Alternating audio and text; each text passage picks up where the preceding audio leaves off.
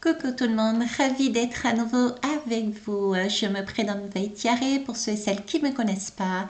Et nous allons continuer notre série, donc vous pouvez prendre en cours si vous le souhaitez pour une meilleure compréhension. Merci d'être là, merci pour vos pouces, vos commentaires, vos likes et vos partages. Nous allons continuer. Nous avons vu donc l'esprit. Nous avons vu attention à la manière dont nous regardons l'esprit. Et là, nous allons voir l'inspiration. C'est parti.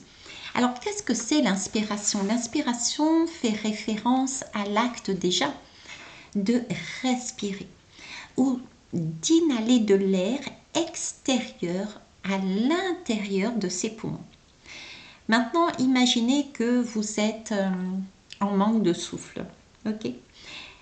Vous avez donc la sensation que vous allez étouffer, quelque part mourir peut-être, par manque d'oxygène. Et dans ces moments, que faites-vous?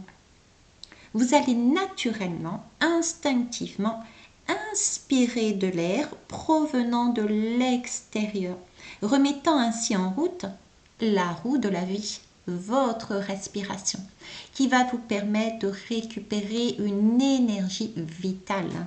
Ok?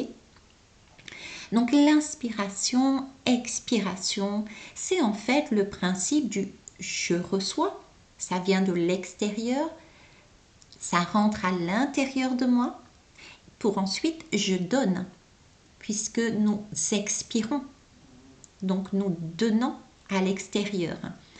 On est donc là dans un principe de l'unité. On n'est pas dans un schéma de dualité où chacun et chacune, on garde notre air, puisqu'on a bien vu par l'exemple qu'on s'étouffe. Car ici, l'expiration fait référence à quelque chose que nous avons déjà expérimenté. Et donc assimilé, que nous remettons en circulation afin d'éclairer d'autres personnes et retrouver du coup une nouvelle énergie de vie en inspirant à son tour de l'extérieur. Là, on est ici sur le flux de la vie. L'inspiration est donc une stimulation de l'esprit qui incite à la création ou à l'innovation. À ce moment, je ne sais pas si vous avez entendu la synchronicité, le casque a fait un son. J'en profite à l'occasion. Donc l'inspiration, je vous disais, est donc une stimulation de l'esprit qui incite vraiment à la création et à l'innovation. Elle est liée à un élan, à une impulsion qui pousse à l'action ou à la création en elle-même.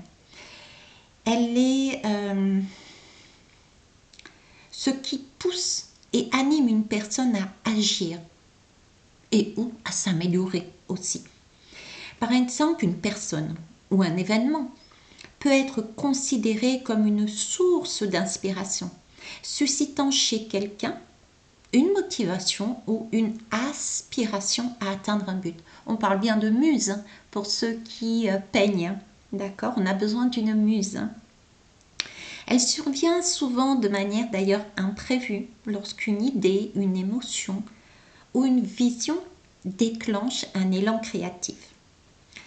Alors, cela peut se manifester dans différents domaines, comme l'art, on l'a vu, je viens de vous le dire, la littérature, la musique ou toute autre forme en fait d'expression artistique. Et où est-ce qu'on la trouve cette aspiration?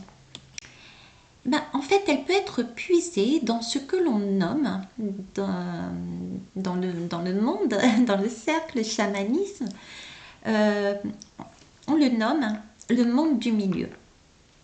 Effectivement, pour les chamans, le monde du milieu, il est tout simplement le monde matériel dans lequel nous vivons. Il n'y a pas à aller plus loin.